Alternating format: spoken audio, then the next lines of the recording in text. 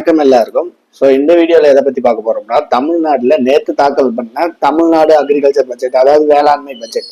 இது வந்து டிஎம்கே ஆட்சியிலிருந்து நமக்கு வேளாண்மைக்கு தனியான ஒரு பட்ஜெட்டும், அதே மாதிரி நிதித்துறைக்கு தனியான ஒரு பட்ஜெட்டும் தான் தாக்கல் பண்ணிட்டு இருக்காங்க. அதே போல இப்போ இருக்கிற தாவேகா ஆட்சியிலையும் நமக்கு டிஎன் அக்ரிகல்ச்சர் பட்ஜெட்டுக்கு வேளாண்மைக்கு தனியா பட்ஜெட், அதே மாதிரி பினான்சியல் அதாவது நிதித்துறைக்கு தனியா பட்ஜெட் தாக்கல் பண்ணிட்டு இருக்காங்க. இப்போ இதுல நேத்து தாக்கல் பண்ண அமைச்சர் யாரு அப்படின்னா திரு வினோத் அவர்கள். அவர் தான் வேளாண் துறை அமைச்சர். இவர் நேற்று பட்ஜெட்டை 2 மணி நேரம் தாக்கல் பண்ணாரு. தொடர்ந்து காலைல 9:30 இருந்து 11 வரைக்கும் 2 மணி நேரம் பட்ஜெட் பேச்சு நடத்தினாரு அவரு. மொத்தம் இந்த நிதியாண்டுக்கான நிதி எவ்வளவு ஒதுக்கி இருக்காங்க அப்படிங்கறது அக்ரிகல்ச்சர், அதாவது வேளாண்மைக்கு பார்த்தா 58,374 கோடி இந்த நிதியாண்டுக்கான ஒதுக்கி இருக்காங்க. இதுல அடுத்த 5 வருஷத்துக்கான திட்டங்கள் என்னென்ன பண்ண போறாங்க, எதுக்கு எவ்வளவு செலவு ஒதுக்கி நிதி ஒதுக்கி இருக்காங்க அப்படிங்கறது தான் இந்த வீடியோல பார்க்க போறோம். இந்த வீடியோல ஒவ்வொரு துறைக்கும் எவ்வளவு ஒதுக்கி இருக்காங்க, என்னென்ன திட்டங்கள் கொண்டு வந்திருக்காங்க அப்படிங்கிறது தான் அதே மாதிரி அந்த திட்டத்துக்கு எவ்வளவு செலவு பண்ணியிருக்காங்க, எவ்வளவு ஒதுக்கி இருக்காங்க அப்படிங்கிறது தான் இதை பார்க்க போறோம். அதனால வீடியோ ஸ்கிப் பண்ணாம கடைசி வரைக்கும் பாருங்க. விவசாயம் மற்றும் விவசாயம் சார்ந்த நண்பர்களுக்கும் இந்த வீடியோ பயன்படுங்க. இந்த மாதிரி வீடியோக்களுக்கு நம்மளோட சேனல் சப்ஸ்கிரைப் பண்ணி வச்சுக்கோங்க. திட்டம் தமிழ்நாடு மண்வள மேம்பாட்டு இயக்கம். அதாவது தமிழ்நாட்டுல மண் வளத்தை மேம்படுத்தணும் அப்படிங்கிறதுக்கான இயக்கம் கொண்டு வந்திருக்காங்க. இதுல என்ன பண்ணுவாங்க அப்படின்னா, வேளாண்மை இயற்கை வேளாண்மை ஊக்குவிக்கிற மாதிரி பசுந்தாள் உரங்கள் பயிர் செஞ்சு அதை உற்பத்தி பண்றதுக்கான இது 600 கோடி ரூபாய் இதுக்கான இது ஒதுக்கி இருக்காங்க.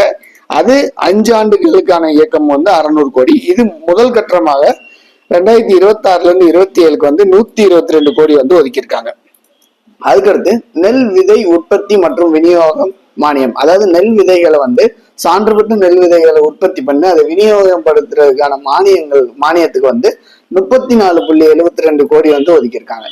அதே மாதிரி உழவர் செயற்கை நுண்ணறிவு திட்டம், அதாவது உழவர்களுக்கு ஏஐ மூலயமா, செயற்கை நுண்ணறிவு மூலயமா வானிலை மற்றும் அதற்குள்ள மண் மற்றும் பூச்சி மற்றும் சந்தை தொடர்பான ஆலோசனைகள் வழங்குறதுக்கு 2 கோடி ஒதுக்கியிருக்காங்க. அதுக்கடுத்து பயிர் வகை உற்பத்தி ஊக்குவிக்கணும், பயிர் மற்றும் எண்ணெய் வகைகள் உற்பத்தி ஊக்குவிக்கணும் அப்படிங்கிறதுக்காண்டி 203 கோடி ரூபாய் ஒதுக்கியிருக்காங்க.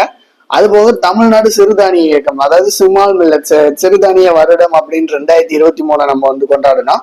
அதுக்கு இதை சிறுதானிய சாகுபடியும் மதிப்பு கூட்டல இது பண்றதுக்கான இயக்கத்துக்கு 63 கோடி ரூபாய் ஒதுக்கியிருக்காங்க.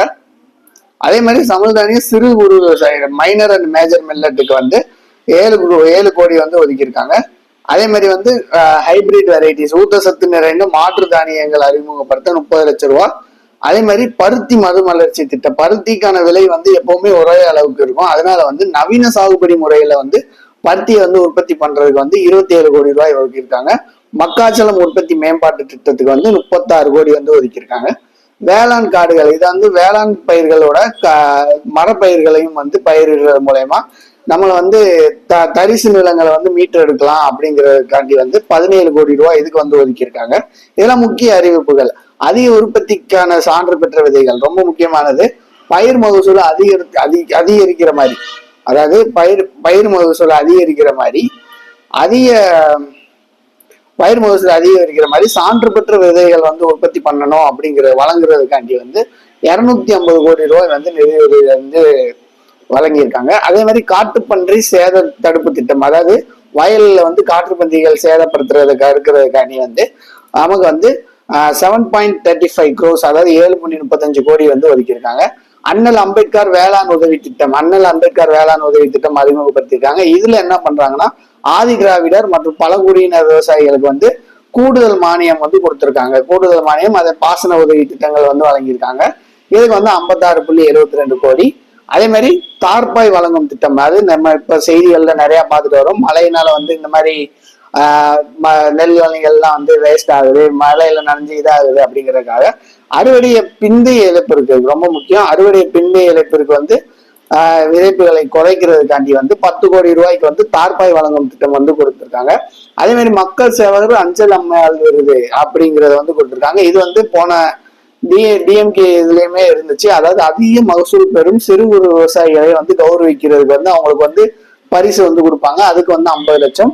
வெற்றி விவசாயி விருது, அதாவது ஒவ்வொரு மாநிலத்திலும் வெற்றி விவசாயி விருது கொடுக்க, அது ஒவ்வொரு மாநிலத்திலும் வந்து இந்த மாதிரி அதிக மகசூல் யார் எடுத்திருக்காங்க, அதிக மகசூல் யார் எடுத்திருக்காங்களோ அவங்களுக்கு வந்து கொடுக்குற 30 பேருக்கு கொடுக்கறதுக்கு வந்து 67.5 லட்சம் வந்து நம்மாழ்வார் இயற்கை விவசாயத்தை ஊக்குவிக்கிறதுக்கு சிறந்த இயற்கை விவசாயி விருது வந்து கொடுக்கறதுக்கு வந்து நம்மாழ்வார் பேர்ல வந்து ரூபாய் 11 லட்சம் வந்து ஒதுக்கியிருக்காங்க. ஒருங்கிணைந்த வேளாண் விரிவாக்க மையம், அதாவது எல்லா வட்டாரங்கள்லயும் வந்து வேளாண் விரிவாக்க மையம் இருக்கும். அதை வந்து புதிய வேளாண் விரிவாக்க மையங்கள் அமைக்கிறதுக்கு வந்து 27 கோடி ரூபாய் வந்து ஒதுக்கியிருக்காங்க. வேளாண் கண்காட்சி, நவீன வேளாண் தொழில்நுட்பங்களையும் அதே மாதிரி விவசாயிகளுக்கு வந்து அறிமுகப்படுத்துறதுக்கு வந்து நவீன வேளாண்மை தொழில்நுட்பங்களுக்கு வந்து 3 கோடி ரூபாய் ஒதுக்கியிருக்காங்க. திரவ உயிர் உர உற்பத்தி, அதாவது பயோ ஃபெர்டிலைசர் சொல்லுவாங்க, உயிர் உர உற்பத்திக்கு வந்து 3.56 கோடி ரூபாய் ஒதுக்கியிருக்காங்க. அதே மாதிரி விதை பதப்படுத்தும் அலகுகள் வந்து விதை இது வந்து இது பண்றதுக்கான ஒரு இண்டஸ்ட்ரீஸ் வந்து 3 புதிய விதை பதப்படுத்தும் நிலையங்களுக்கு வந்து ரூபாய் 7 கோடி ரூபாய் வந்து ஒதுக்கியிருக்காங்க. விதை கரும்பு மானிய திட்டம், அதாவது தரமான கரும்பு நடவு பொருட்களுக்கு வந்து மானியம் வழங்குறதுக்கு வந்து 9.36 கோடி வந்து ஒதுக்காங்க. கரும்பு சாகுபடி மேம்பாட்டு திட்டம், அதாவது கரும்பு உற்பத்தி திறனை அதிகரிக்கிறதுக்கு வந்து 9 திட்டம் இருக்கு. அதே மாதிரி எத்தனால் உற்பத்திக்கு வந்து 20 லட்சம் ரூபாய் ஒதுக்கியிருக்காங்க. சொட்டு நீர் பாசனம் வந்து அதிகரிக்கிறதுக்கு வந்து ரூபாய் 785 கோடி வந்து ஒதுக்கியிருக்காங்க. இது வந்து டிஎம்கே ஆட்சியிலேயும் வந்து இருந்ததுதான். இது வந்து டிஎம்கே இவங்க வந்து 785 ரூபாய் கோடி வந்து ஒதுக்கியிருக்காங்க. பனை பாதுகாப்பு இயக்கம், பனை மரத்துல இருந்து வந்த மரங்களை பாதுகாக்கிறது, மதிப்பு கூட்டல் அப்படிங்கிற இதெல்லாம் வந்து பனை பாதுகாப்பு இயக்கிறதுக்கு வந்து 2 கோடி ரூபாய் ஒதுக்கியிருக்காங்க. வெற்றி இல்லத்தரசி வீடு தோட்ட திட்டம், அதாவது வீட்டுல இருக்க இல்லத்தரசிகள் அவங்களுக்கு வந்து வீடு மாடி தோட்டம் வளர்க்கறதுக்கு இருக்கும். இதுக்கான அவங்கள வந்து இது பண்ணணும் அப்படிங்கறதுக்காண்டி 10 கோடி ரூபாய் ஒதுக்கிறாங்க. இது பெண்களுக்கு வந்து இந்த ட்ரோன் வந்து இயக்குறதுக்கான பயிற்சிகளும் இதுல கொடுப்பாங்க அப்படிங்கறது வந்து சொல்லியிருக்காங்க. தமிழ்நாடு மைக்ரோ கீரை திட்டம், மைக்ரோ கிரீன் சொல்லுவாங்க, இதை வளர்க்கறதுக்கு வந்து 1.2 crores, அதாவது 1,20,00,000 ரூபாய் வந்து ஒதுக்கியிருக்காங்க. உயர் தொழில்நுட்ப தோட்டக்கலை ஊக்குவிப்பு, அதாவது வந்து இந்த பசுமை குடில் இந்த மாதிரி அதிநவீன இதெல்லாம் இருக்குல்ல, அதுக்கு வந்து 41 கோடி. தர உறுதி மற்றும் ஏற்றுமதி ஊக்குவிப்பு, அதாவது வந்து ஏற்றுமதி பண்ணக்கூடிய பொருட்களுக்கு வந்து தரம் வந்து கரெக்டா இருக்கணும், அதை வந்து ஊக்குவிக்கிறதுக்கு வந்து 8 கோடி ரூபாய் வந்து ஒதுக்கியிருக்காங்க. தென்னை சிறப்பு திட்டம், தென்னை மற்றும் தென்னை பொருட்களை மதிப்பு கூட்டுறதுக்கு வந்து 16 கோடி வந்து இருக்காங்க. உயர் மதிப்புள்ள பலப்பயிர்கள், அதாவது உயர் மதிப்புள்ள பயிர் மாம்பழம் இந்த மாதிரியான பயிர்களுக்கு வந்து அதை வந்து ஊக்குவிக்கணும் அப்படிங்கறதுக்காண்டி 1 கோடி ரூபாய் வந்து ஒதுக்கியிருக்காங்க. புலி சாகுபடியை ஊக்குவிக்கிறதுக்கு வந்து 1 கோடி ரூபாய் ஒதுக்கிருக்காங்க. குன்னூரில் புதிய பல வகைகள் மிதவட்டப்பட்ட வகைகள் அலான்பது. காளான் உற்பத்தி அலகுகள், காளான் உற்பத்தியை வந்து தொழில் முனைவர்கள் ஊக்குவிக்கிறதுக்காக 50 லட்சம். அதே மாதிரி வந்து வேதத்தான மசாலா பயிர்கள், மஞ்சள், இஞ்சி மற்றும் பூண்டுகளை சாகுபடியை விரிவுபடுத்துறதுக்கு வந்து 4 கோடி ரூபாய். வெங்காய சேமிப்பு கிடங்கள் ரொம்ப முக்கியமானது. நம்ம இதுக்கு முன்னாடி வந்து ஈரோடு மாவட்டத்துல வந்து வெங்காயம் வந்து உற்பத்தி பண்ணிட்டு அதை வந்து விவசாயிகள் சேமிக்க முடியாம கஷ்டப்பட்டாங்க அப்படிங்கிற ஒரு செய்தி நம்ம பார்த்தோம். அதனால வெங்காய சேமிப்பு கட்டமைப்புகளை வந்து இது பண்றதுக்கு வந்து 22 கோடி ரூபாய் வந்து ஒதுக்கியிருக்காங்க. பாரம்பரிய பழங்கள் மற்றும் காய்கறிகளை வந்து மீட்டெடுக்கிறதுக்கு வந்து ரூபாய் 3 கோடி ஒதுக்கியிருக்காங்க. மருத்துவ பயிர்களை ஊக்குவிக்கிறதுக்காக ரூபாய் 1.